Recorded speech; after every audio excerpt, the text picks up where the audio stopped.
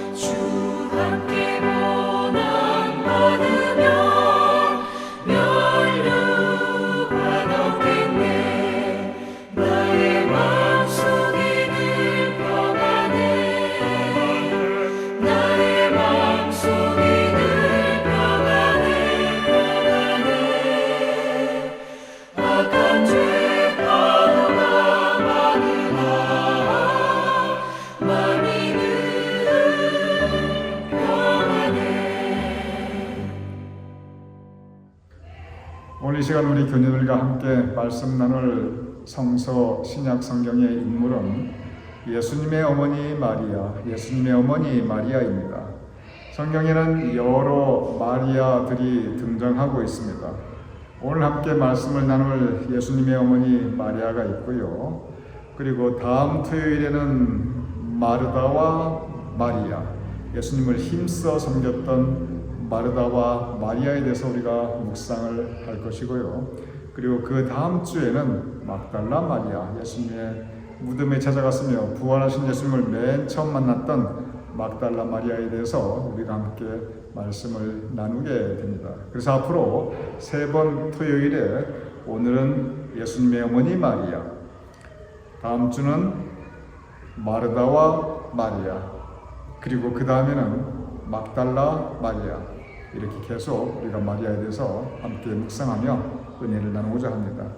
오늘 함께 말씀을 나누는 예수님의 어머니 마리아, 마리아는 시골 처녀였습니다. 소박하고 순수하고 맑고 그리고 평범하였던 소녀였습니다.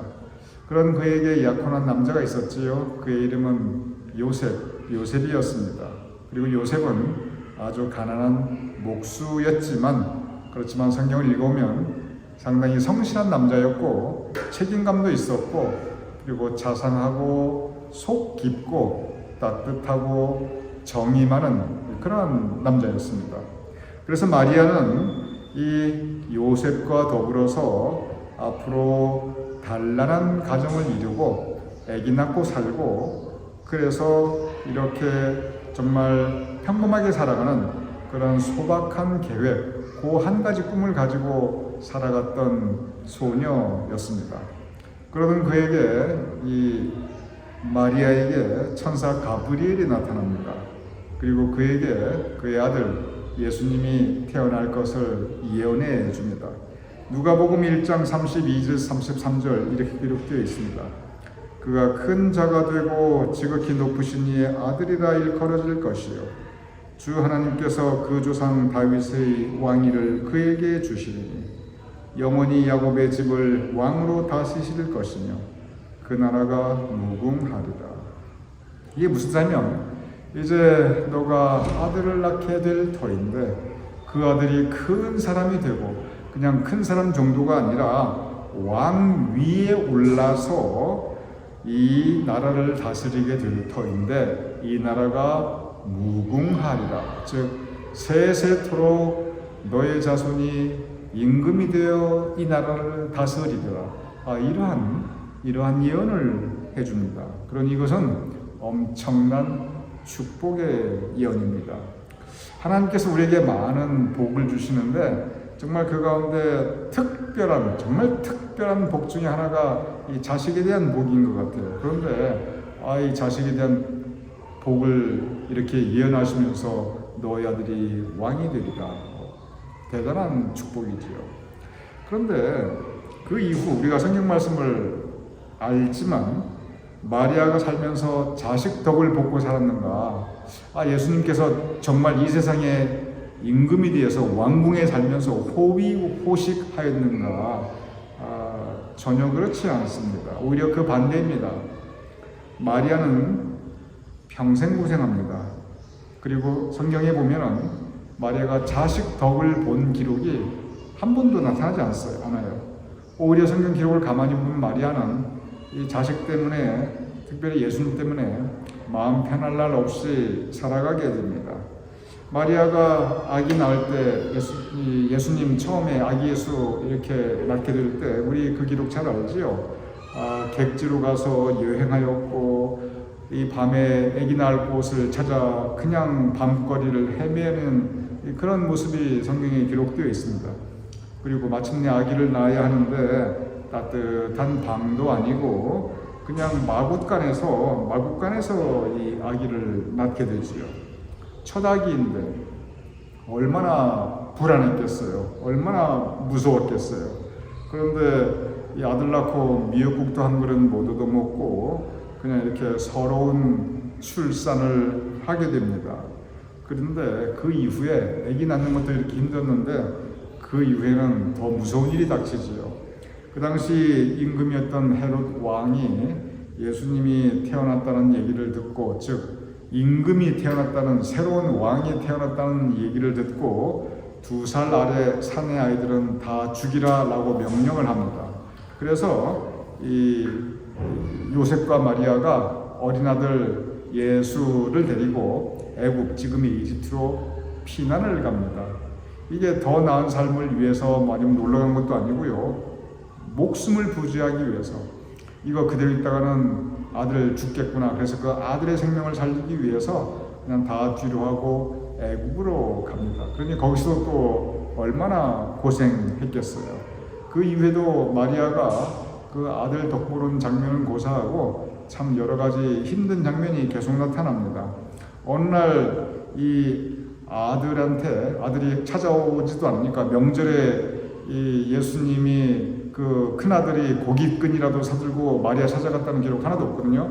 그래서 어느 날은 마리아가 아들 보고 싶어서 아들 예수님에게 찾아갑니다. 그랬더니 아이고 거기서 문전박대 당합니다. 예수님께서 뭐라고 말씀하시냐면 누가 내 어머니이고 누가 내 형제냐 이러면서 그냥 매몰차게 외면합니다.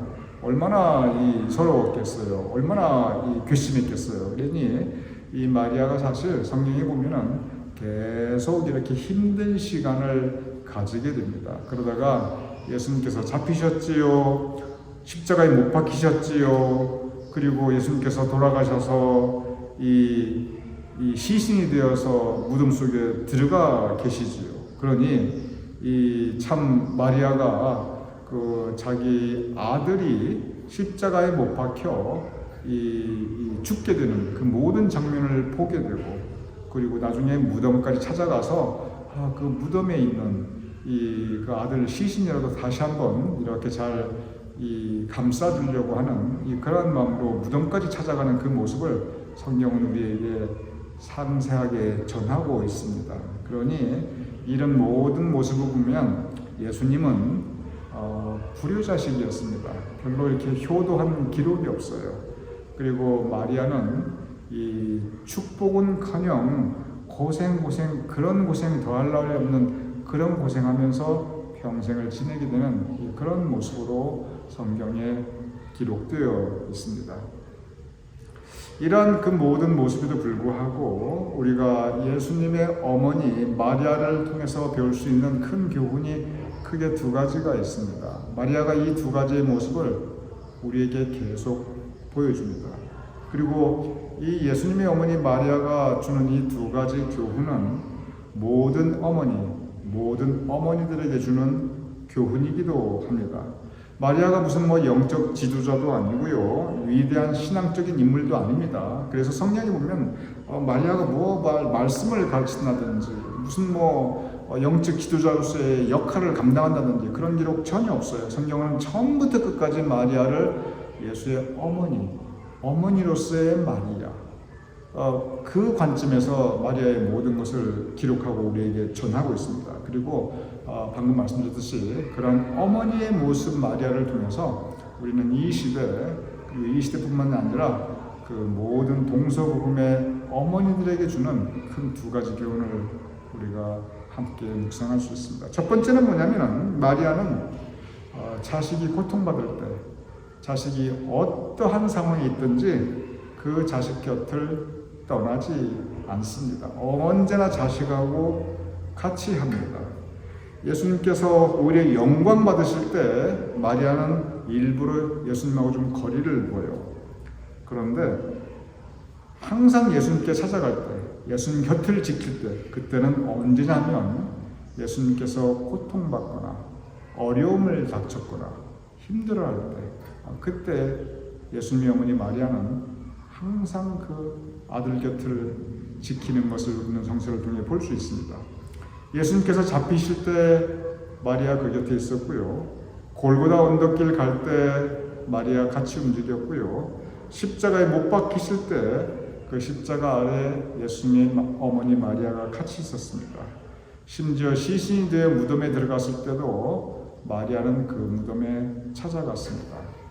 예수님은 분명히 불효자식이었는데 그럼에도 불구하고 그 자식이 어떤 상황에 있든지 마리아는 끝까지 아들 곁을 지키며 같이 있었습니다. 어머니의 역할, 이 어머니의 역할, 마리아를 통해서 우리가 볼 수 있는 어머니의 역할은 자식과 함께 있어준다는 것입니다. 어떤 상황에 있든지 그 자식 곁에 어머니가 있다는 것, 이것이 우리가 배울 수 있는 큰 교훈입니다. 여기서 한 가지 오해하지 마시기 바랍니다. 어머니가 자식하고 같이 있어야지, 그러니까 자식하고 한 집에 살아야지, 너희들 다 들어와라, 아니면 내가 너희 집에 갈게, 우리 같이 한 집에 살자. 여러분 요즘 있잖아요, 엄마가 아들한테 나 너 곁에 살란다, 너네 집에 들어갈랜다, 아니면 네가 우리 집 와라 그러면요, 그 아들 며느리 다 뒤로 나자빠집니다. 그러니 제가 우리 교님들께 어머니가 마리아를 보면 자식이 어떤 상황에 같이 있었다, 이 말씀은 우리가 한 집에 같이 살림 차리고 살아라 그 뜻이 아니고, 어머니의 마음이 언제나 아들에게 향하면서 아들이 어떤 상황에 있든지 관심 가지고 격려해주고, 그리고 변함없이 사랑한다는 것, 아들이 어떤 모습이든지 어떤 상황이든지 그 아들을, 그 자식을, 그 자녀를 변함없이 사랑해 준다는 것, 그것을 의미하고 있습니다. 마리아는 예수, 그 아들, 자기 아들을 사랑하되 끝까지 사랑하였고 어떤 상황에도 사랑하였습니다. 이것이 같이 있어준다는 의미입니다. 바로 이렇게 모든 어머니들은 자식을 사랑하며 마음으로 같이 있으며 그 자식 항상 향한 그 마음과 관심과, 그리고 좀 있으면 말씀드리겠지만 그 기도를 멈추지 말아야 된다는 것을 우리는 마리아를 통해서 볼 수 있습니다. 두 번째 교훈이 있습니다. 첫 번째는 끝까지 사랑하며 같이 있어준다는 것이고요. 두 번째 교훈은 성경을 보면 마리아는 항상 그 아들을 위해서 기도했습니다. 사도행전 1장에 보면 마리아가 성경의 맨 마지막으로 나타나는 장면이 있습니다. 사도행전 1장 14절 이렇게 기록되어 있습니다. 여자들과 그 다음에 뭐라고 기록되어 있냐면, 예수의 어머니 마리아와 예수의 아들과 더불어 마음을 같이하여 오로지 기도에 힘쓰더라. 예수님은 승천하셨습니다. 그래서 예수님의 어머니 마리아는 더 이상 아들 예수를 곁에 가까이 할 수 없었습니다. 그런데 이 마리아는 그 이후에도 끝까지 자식을 사랑하며 그리고 그 자식을 위해서 기도하는 모습을 우리는 볼 수 있습니다. 마리아는 그의 삶을 통해서 그 아들 예수님을 위해 모든 것을 희생하고 헌신하였습니다. 그리고 막상 그 자신은 그 아들로부터 그 어떤 효도나 그 어떤 선물이나 그 어떤 것도 받은 적이 없어요. 그럼에도 불구하고 끝까지 그 자식을 위해서 기도하고 있습니다. 그리고 기도하는 이 예수님의 어머니 마리아의 모습이 그 마리아가 성경에 나타나는 맨 마지막의 모습입니다. 우리 교님들 마찬가지입니다. 우리 교님들의 가장 큰 기도 제목이 어쩌면 자식을 위한 기도가 아니겠습니까? 저도 저희 어머니에게 매일같이 전화합니다. 근데 어머니가 가끔 저희 하시는 말씀이, 어머니도 그 말씀을 거의 매일 하세요. 얘야, 내가 너 위해 오늘도 기도했다. 얘야, 내가 너 위해 오늘도 기도했다. 저희 어머님이 저를 위해 매일같이 기도하거든요. 그리고 제가 그 어머니의 기도에 힘을 제가 느낍니다. 자식을 위해 기도하는 어머니의 모습, 이것이 바로 예수님의 어머니 마리아가 우리에게 보여준 그런 어머니의 모습, 그리고 신앙의 교훈입니다. 마리아의 삶은 헛되지 않았습니다. 자식을 위해서, 아들을 위해서 자신의 모든 것을 내어주었는데, 그로 인해서 그 아들, 육신의 아들 예수님께서 구원 사역을 이루게 하셨습니다. 즉 마리아는 그 자신이 예수님을 위한 은혜의 통로, 구원의 역사의 통로가 될 수 있도록 그의 삶을 내어 주셨습니다. 우리 교회 어머니들도 우리 교회 어머니들의 모습도 생각해 봅니다. 우리 교회 어머니들 대부분 다 이민 1세거든요. 대부분이 아니죠. 모두 다 이민 1세 어머니들이십니다. 우리가 이민 1세이기 때문에 어찌 보면 우리 교님들의 어머님, 우리 교님들 가운데 어머니들의 모습이 바로 예수님의 어머니의 모습이 아닌가 저는 생각해 봅니다. 정말 우리 어머니들을 통해서 그 2세들이 복을 받고 은혜를 누리고 있습니다. 우리 교회의 어머니들이 바로 축복의 통로이고 은혜의 통로입니다. 성경 말씀에 한 알의 밀알이 땅에 떨어져 죽으면 많은 열매를 맺느니라 라고 기록되어 있죠. 어찌 보면 예수님의 어머니 마리아는 한 알의 밀알이었습니다. 마찬가지로 우리 교회 모든 어머니들도 이민 1세로서 땅에 떨어진 하늘의 밀알과도 같은 분들임을 제가 느끼게 됩니다. 왜냐하면 자식을 위해 모든 것을 내어주시고 또 자식을 언제나 사랑하시고 그리고 예수님의 어머니 마리아 같이 자식을 위해 늘 기도하고 계십니다. 그렇게 하심으로써 은혜의 통로, 축복의 통로가 되며 하늘의 밀이 땅에 떨어져 많은 열매를 맺듯이 우리 교님들을 통해서 자식들의 삶 가운데 풍성한 열매가 맺혀짐을 저는 믿습니다. 그래서 오늘 이 시간 앞으로도 우리 교회, 특별히 우리 어머니들 마리아와 같이 늘 자식을 위해 기도하며 또한 자식을 사랑하며 이 두 가지 교훈 언제나 자식 곁에 있는다. 사랑으로, 관심으로, 마음으로. 두 번째, 언제나 자식을 위해 기도한다. 이 예수님의 어머니 마리아가 우리에게 남기고 간 이 신앙적 교훈을 함께 지키고 나눌 수 있는 우리 모든 어머님들이 되시기를 주님의 이름으로 축원합니다. 우리 함께 기도하겠습니다. 아버지 하나님, 예수님의 어머니 마리아를 생각해 보옵나이다. 그의 힘든 삶을 통해서 그러나 그가 축복의 통로, 은혜의 통로, 구원의 역사의 통로가 되었듯이 우리 교회 모든 어머니들도 자식을 위한 은혜의 통로, 축복의 통로, 구원과 사랑의 통로가 될 수 있도록 도와주시옵소서.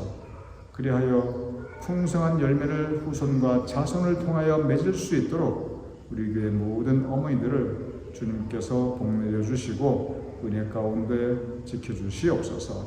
예수님의 이름으로 기도드렸사옵나이다. 아멘.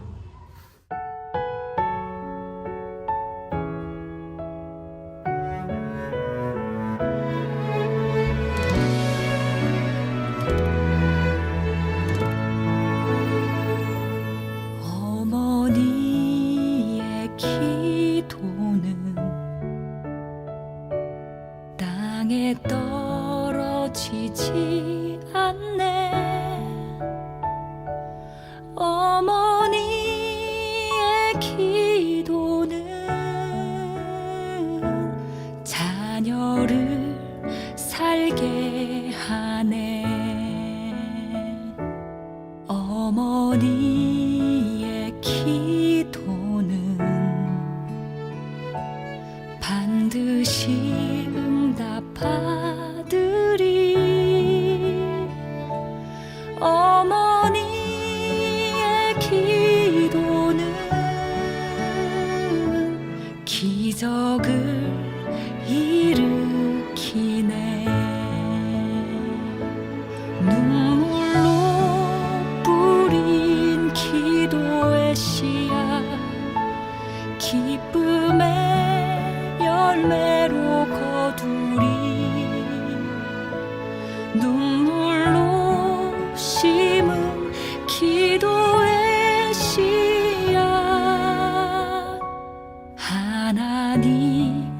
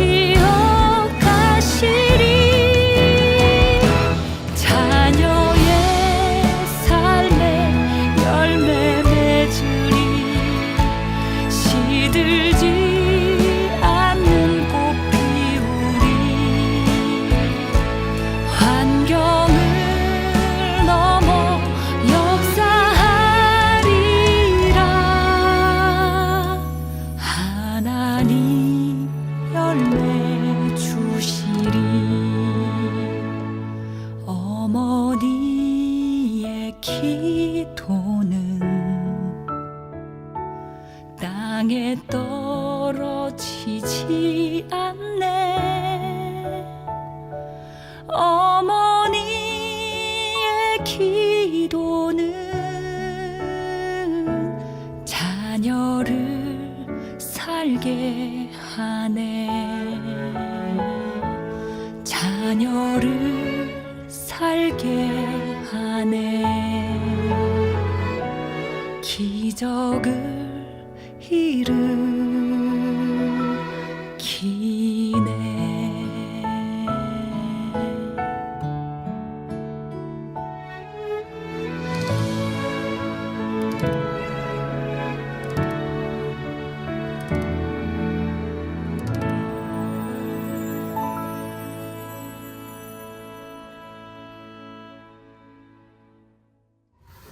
우리 다 같이 주기도문 하심으로써 오늘 토예배 모두 마치겠습니다. 하늘에 계신 우리 아버지시여, 이름이 거룩히 여김을 받으시오며 나라의 마옵시며 뜻이 하늘에서 이루어진 것 같이 땅에서도 이루어지이다. 오늘날 우리에게 일용할 양식을 주옵시고 우리가 우리에게 죄진들을 사하여 준 것 같이 우리 죄를 사하여 주옵시고 우리를 시험에 들게 하지 마옵시고 다만 악에서 구하옵소서. 대개 나라와 권세와 영광이 아버지께 영원히 있사옵나이다. 아멘.